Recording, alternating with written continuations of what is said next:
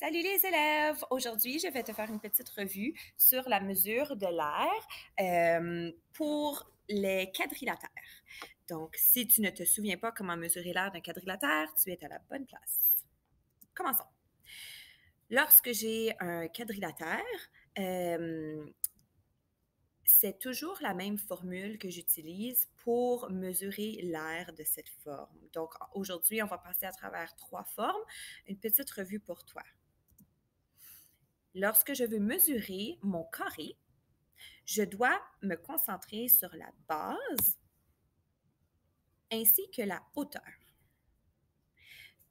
Donc, lorsque j'ai la mesure de ma base et la mesure de ma hauteur, je dois les multiplier et ça va me donner la mesure de mon air. Donc, R égale base fois hauteur ou base fois hauteur égale R. Lorsque je veux mesurer l'air de mon rectangle, c'est la même chose. Je mesure la base et la hauteur et je dois les multiplier, ce qui me donne R égale base fois hauteur ou base fois hauteur égale R. Maintenant, lorsque je veux mesurer un parallélogramme, c'est encore la même formule que j'utilise. Je vais utiliser la même équation, mais il faut faire très attention pour mesurer la bonne hauteur. Donc, je vais faire une petite revue avec toi pour qu'on se souvienne ce que c'est la hauteur d'un parallélogramme. Donc, si je veux mesurer mon parallélogramme, l'aire de mon parallélogramme, je dois faire base fois hauteur égale R ou R égale base fois hauteur. Je commence par ma base et ensuite, je dois trouver ma hauteur.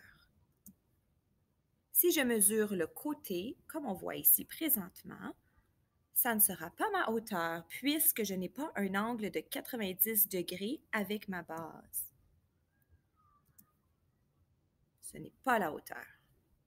Donc, pour trouver la hauteur, je dois m'assurer d'avoir un angle de 90 degrés avec ma base jusqu'au point le plus haut de ma forme.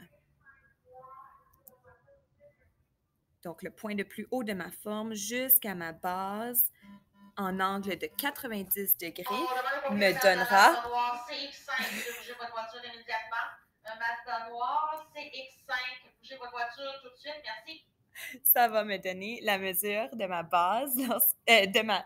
Je recommence.